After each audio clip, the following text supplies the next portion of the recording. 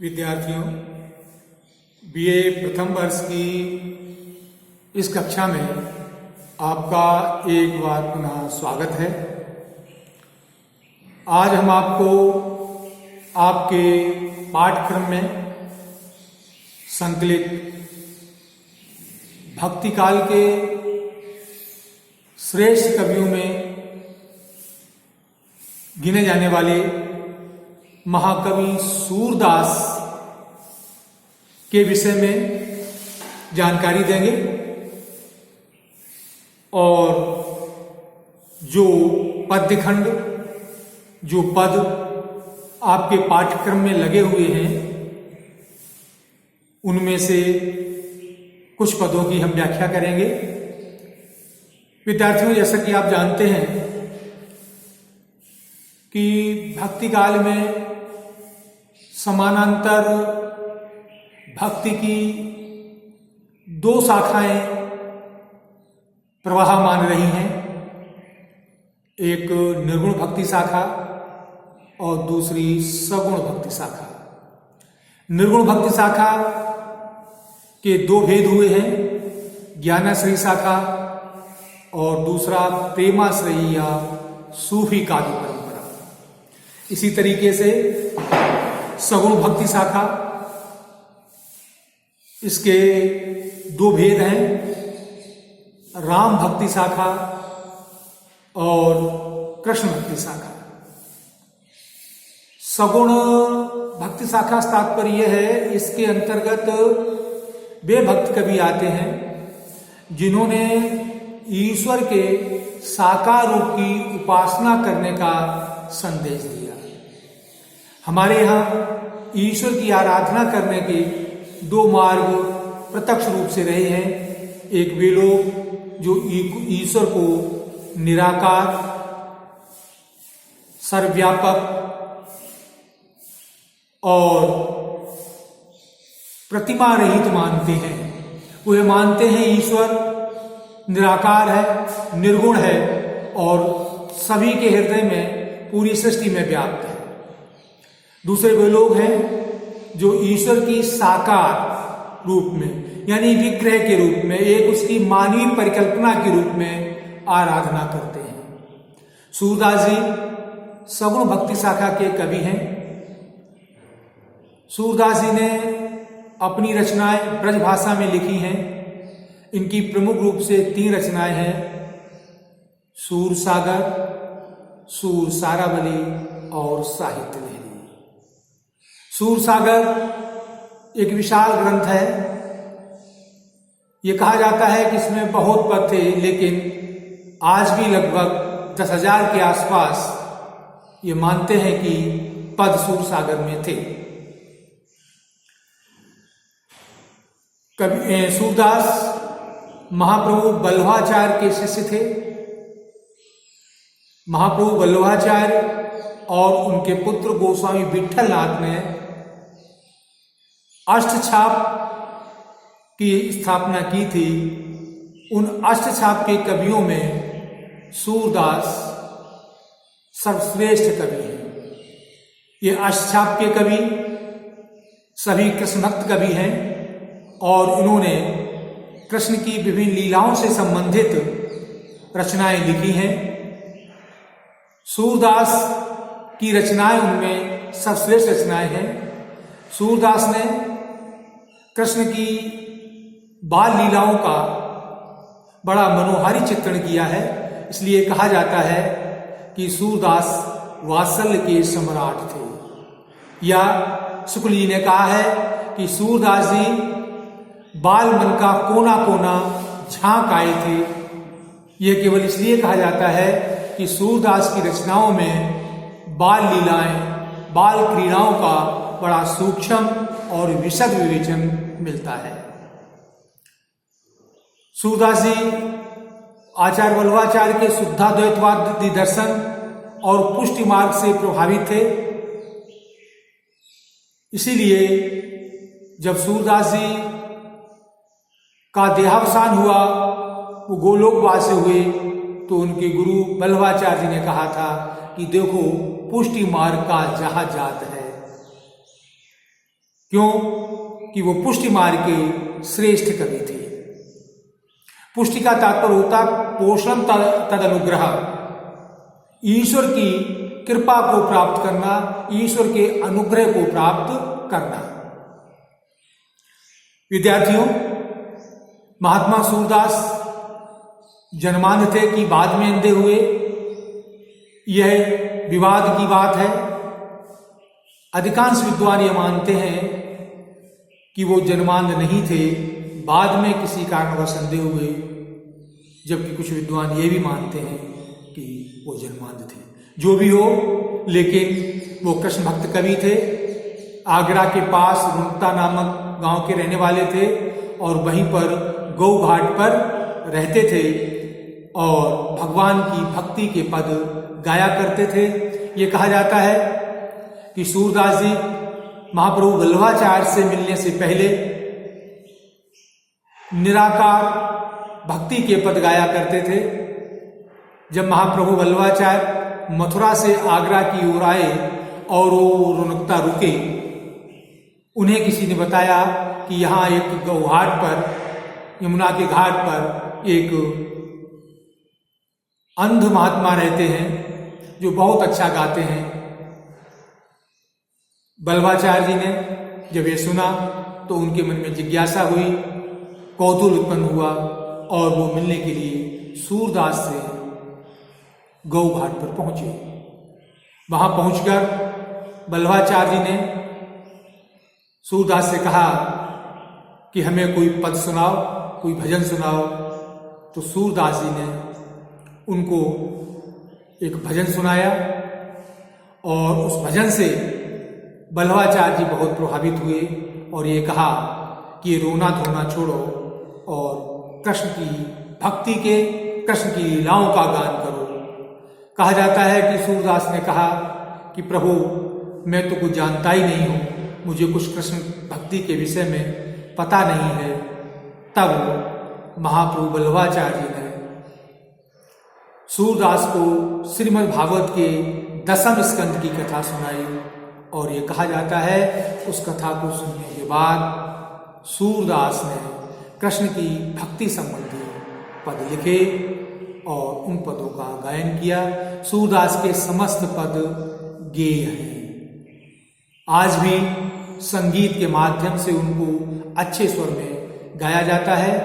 विद्यार्थियों, हम यहाँ पर आपको सूरदास जी के जो आपके पाठ्यक्रम में पद हैं उनकी व्याख्या कर आपको बता रहे हैं। सूरदास के विषय में मैंने आपको एक संक्षिप्त परिचय दिया है जो आपकी परीक्षा की दृष्टि के लिए बहुत उपयोगी है। विनय तथा भक्ति के पद। अविगत गति कुछ कहत न आवे, ज्यों गूंगे मीठे फल को रस अंतर्गत ही भावे।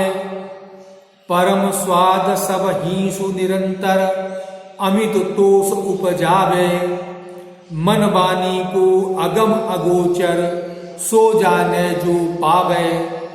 रूप रेख गुण जाति जुगत बिनु निरालंब कित धावे। सब विद अगम विचार ही ताते सूर सगुन पद गावे। अविगत गति कुछ कहत न आवे। सूरदास जी कहते हैं कि अविगत जो अज्ञात है, जिसके विषय में कुछ पता नहीं, जिसके विषय हम कुछ जानते नहीं, उसकी गति, उसके रहस्य के विषय में अर्थात उसकी स्थिति के विषय में कुछ कहत ना भी हम कुछ कह नहीं सकते। अर्थात वो ईश्वर अज्ञात है, अगोचर है, अनिर्वचनीय है, अदृश्य है। जो अविगत है, अज्ञात है, उसके विषय में हमें कुछ कहते नहीं बनता, अर्थात हम कुछ कैसे कह सकते हैं। जो गूंगे मीठे फल को, उसी प्रकार से जैसे कोई गूंगा व्यक्ति कोई मीठा फल खा लेता है, रस अंतर्गत ही भावे, तो उससे मिलने वाले आनंद को, उससे मिलने वाली अनुभूति को वो अपने हृदय में ही अनुभव करता है। कह नहीं पाता। क्यों? कहने के लिए उसके पास वाणी नहीं है। उसी प्रकार से जिस व्यक्ति को उस परमात्मा की सत्ता का, उस परमात्मा के अलौकिक स्वरूप का बोध हो जाता है, अनुभव हो जाता है, लेकिन वो अपने अनुभव को वैसे ही अभिव्यक्त नहीं कर पाता है जैसे गूंगा व्यक्ति कोई मीठा फल खा ले, लेकिन उस मीठे फल से मिलने वाला स्वाद, मिलने वाली आनंद की अनुभूति, मिलने वाला सुख जो है वो अभिव्यक्त नहीं कर पाता। परम स्वाद सब ही सु निरंतर अमित तो सुख जावे। परम स्वाद सब ही सु निरंतर अमित तो सुख जावे। कहते हैं कि उस परमात्मा की अलौकिक अनुभूति वो हृदय में अमित तोष, न समाप्त होने वाले संतोष को यानी सुख को उत्पन्न करती है। लेकिन वो सुख, वो आनंद गूंगे व्यक्ति की तरह, जिसके पास वाणी नहीं है, हम अभिव्यक्त नहीं कर सकते हैं। उसी प्रकार से जैसे गूंगा मीठे फल के आनंद को अभिव्यक्त नहीं कर पाता है। मनवाणी को अगम अगोचर जो जाने सो पावे। वह परमात्मा, वह ईश्वर मन वाणी, मन और वाणी का अगम अगोचर, वाणी सहित इंद्रियां उसका बखान नहीं कर सकती, उसको देख नहीं। अगोचर मतलब होता है अदृश्य, देख न देखा जाए इससे। और अगम का मतलब होता है कठिन। यानी वो मन, वो परमात्मा, मन आदि जितनी भी इंद्रियां हैं उनकी पहुंच से परे है। अर्थात इंद्रियां उसको देख नहीं सकती और मन उसके पास पहुंच नहीं सकता। इंद्रियों से ऊपर उठकर साधना के द्वारा जो मनुष्य उस परमात्मा का हृदय में अनुभव करता है, आत्मा में साक्षात्कार करता है, वही उसे प्राप्त कर लेता है। रूप अरेक गुण जात जगत में निरालंब कित धावे। सूरदास जी कहते हैं कि वो परमात्मा रूप, आकृति, रेख, चिन्ह, गुण, जाति विशेष, जुगति, उपाय, बिनु बिना, निरालंब, आधार रहित, आश्रय रहित, कित धावे, किधर धावे मतलब दौड़ना। कहना चाहते हैं कि वो परमात्मा आकृति रहित है, न उसका कोई चिन्ह है, न उसकी कोई आकृति है, न कोई वो निर्गुण है, न कोई उसकी जाति है। तो ऐसी स्थिति में हम उस परमात्मा का ध्यान कैसे करें? अर्थात ध्यान करने के लिए कोई आश्रय चाहिए, ध्यान करने के लिए कोई आलंबन चाहिए। जब परमात्मा वो निरालंब है, उसका कोई आश्रय नहीं है, उसका कोई रूप नहीं है, उसकी कोई जाति नहीं, उसका कोई चिन्ह नहीं है, उसकी कोई आकृति नहीं, उसकी कोई जुगति नहीं है, उपाय नहीं है, तो फिर बिना आकृति के उस परमात्मा का हम ध्यान कैसे करें? मन निरालंब हो, आधारहीन होकर के कित धावे, कैसे उसका ध्यान करें? ये सोच करके मैं सूरदास सबविद अगम विचारे ताते सूर सगुन पद गावे। सबविद सब प्रकार से, अगम कठिन समझ करके, इस प्रकार से ये सोचकर कि परमात्मा का चिंतन मनन से परमात्मा की प्राप्ति कठिन है क्योंकि वो निराकार है, इसलिए सूरदास सगुण पद गावे। सूरदास जी कहते हैं कि मैं भगवान के सगुण लीला के पदों का मैं गान करता हूं। जैसा मैंने आपको बताया था, वल्लभाचार्य से मिलने से पहले सूरदास जी विनय के, भक्ति के, निराकार ईश्वर के पद गाया करते थे और ये पद भी उनका निराकार ईश्वर की भक्ति के संबंध में ही है। उन्होंने इसमें स्पष्ट किया कि वो निराकार ईश्वर जिसकी कोई आकृति नहीं होती, जिसका कोई चिन्ह नहीं, जिसकी कोई रूप नहीं, जिसकी कोई जाति नहीं, तो ऐसे में मन उसका कैसे ध्यान करे? क्योंकि मन को ध्यान करने के लिए कोई न कोई अवलंबन चाहिए, कोई न कोई सहारा चाहिए, कोई न कोई वस्तु चाहिए, कोई न कोई ऐसा पदार्थ चाहिए जिसमें मन लग सके।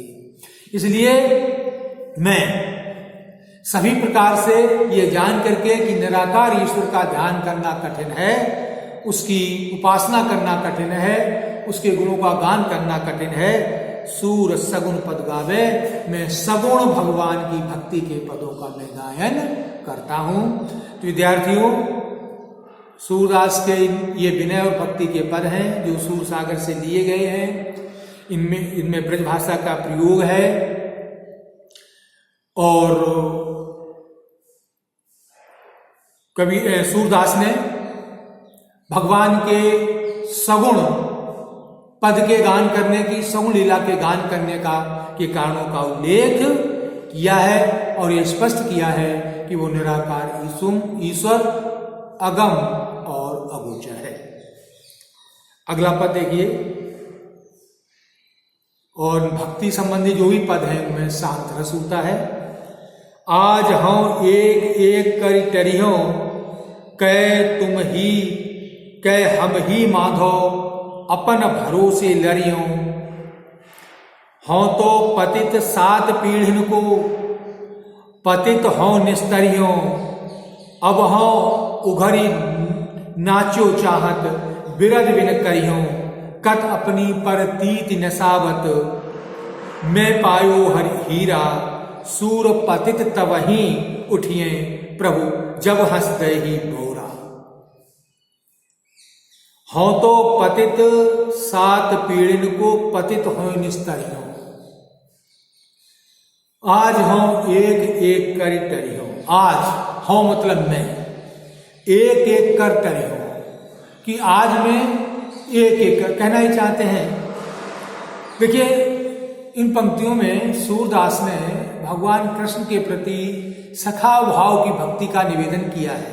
विद्यार्थियों, आपको बता दें कि सूरदास की भक्ति जो है सखा भाव की ही भक्ति है। वो भगवान को एक मित्र मान करके निवेदन करते हैं, मां भगवान को एक सखा मान करके अपनी बात रखते हैं। तो कहते हैं कि हे प्रभु, आज हम एक एक कर टरियों, आज हम और आप एक एक कर मुकाबला करेंगे, अर्थात आज हमारा तुम्हारा आमना सामना होगा। क्यों? बहुत दिन हो गए प्रभु आपसे प्रार्थना करते करते कि संसार सागर से हमें मुक्त कर दो, लेकिन प्रभु अभी तक आपने मुझे संसार सागर से मुक्त नहीं किया है। तो अब हमारा और आपका आज अकेले एक एक करके सामना होगा। कै तुम ही कै मही माधव, अपन भरोसे लड़ियों। कि हे माधव, हे कृष्ण, या तो तुम या हम, या तुम जीतोगे या हम जीतेंगे, लेकिन शर्त एक ही है, अपन भरोसे लड़ेंगे। हम अपने अपने भरोसे लड़ेंगे, अर्थात हम अकेले लड़ेंगे।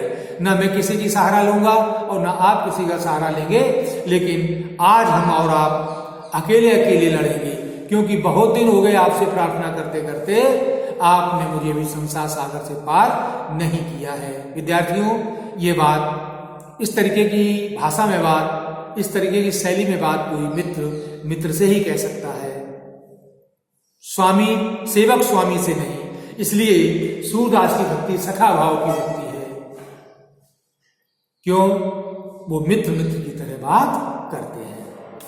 हों तो पतित सात पीढ़िन को, हे प्रभु मैं 7 पीढ़ियों का पति हूं, मैं बहुत बड़ा पापी हूं। आज का पापी नहीं हूं, 7 पीढ़ियों का पापी हूं। क्योंकि अगर मैं पापी नहीं होता तो मेरी ये दयनीय दशा नहीं होती, मैं आंखों से अंधा नहीं होता।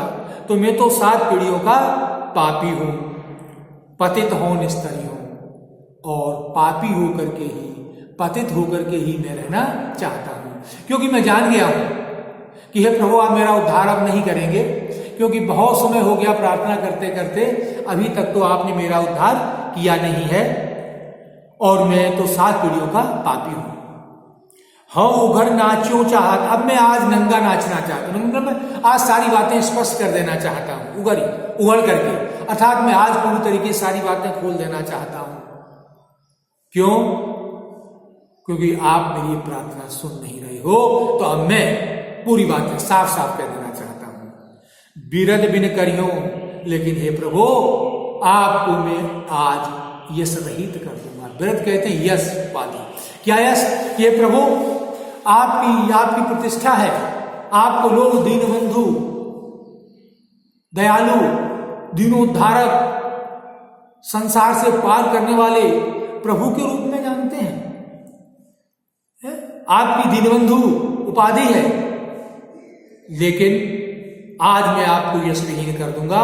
मैं बता दूंगा लोगों को कि ये उपाधि हमारे भगवान की उपाधि अब सही नहीं ठहर रही है, क्योंकि मैं बहुत दीनहीन हूं और बहुत समय से अपने प्रभु से निवेदन कर रहा हूं, लेकिन प्रभु ने आज तक मुझे संसार सागर से पार नहीं किया है।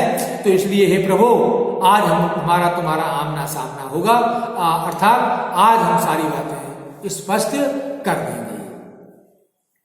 कत अपनी परतीत न सावत मैं पायो हरीरा। देखिए, सूरदास इतनी बात कह देने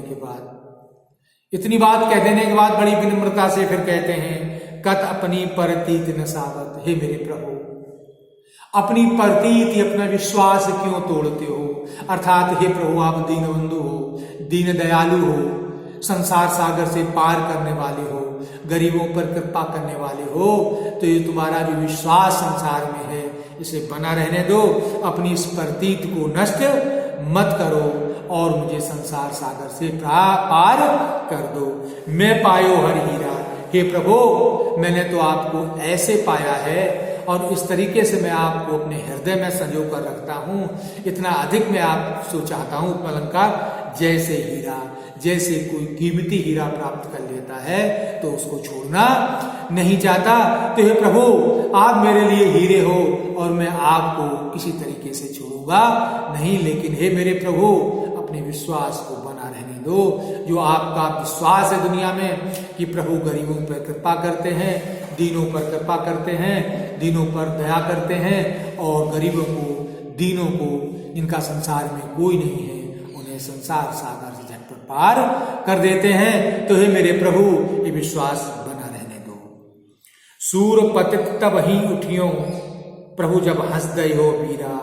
हे मेरे प्रभु, हे मेरे भाई, सूरदास जी कहते हैं कि दोस्त हैं, मित्र की तरह भगवान से प्रार्थना करते हैं, मित्र की तरह भक्ति करते हैं, लेकिन कहते हैं कि हे मेरे प्रभु, आज तो हम तुम्हारे द्वार से तभी उठेंगे जब हंस गए हो मीरा, जब आप हंस दोगे, अर्थात आप हंसकर कह दोगे कि जाओ, मैंने तुम्हें संसार सागर से पार कर दिया, जाओ, मैंने तुम्हें अपने हृदय से अपना लिया है। तो हे मेरे प्रभु, आज मैं तुम्हारे दरबार से तभी जाऊंगा, आज मैं जाऊंगा नहीं, आज तो मैं तभी जाऊंगा जब आप मुझे स्वीकार कर लोगे, मुझे संसार रूपी सागर से पार कर दोगे, तभी मैं आपके दरबार से जाऊंगा। इस छंद में सखा भाव की भक्ति है, शांत रस है, ब्रजभाषा का प्रयोग है और महात्मा सूरदास ने भगवान कृष्ण से एक सखा के रूप में, सखा भाव की भक्ति के रूप में संसार सागर से पार होने की प्रार्थना की है और ये कहा है, प्रभु तुम दीन बंधु हो, दीन दयालु हो, दीनों पर कृपा करने वाले हो और मैं दीन हूँ, मैं गरीब हूँ, मेरा संसार में आपके बिना कोई नहीं है। तो हे मेरे प्रभु, मेरे ऊपर कृपा करो, मेरे ऊपर दया की दृष्टि करो और मुझे संसार रूपी सागर से पार कर दो। तो विद्यार्थियों, मैंने आपको प्रारंभ में सूरदास का परिचय दिया और उसके बाद मैंने आपको 2 छंद, उनके 2 पद समझाए हैं। शिल्प की दृष्टि से सूरदास का शिल्प सुंदर है, सहज है, सरल है, भाषा संप्रेषणीय है और कोमल कांत पदावली का प्रयोग किया है। अगले कालांश में हम पुनः सूरदास के कुछ पदों को लेकर आपके सामने आएंगे। तब तक के लिए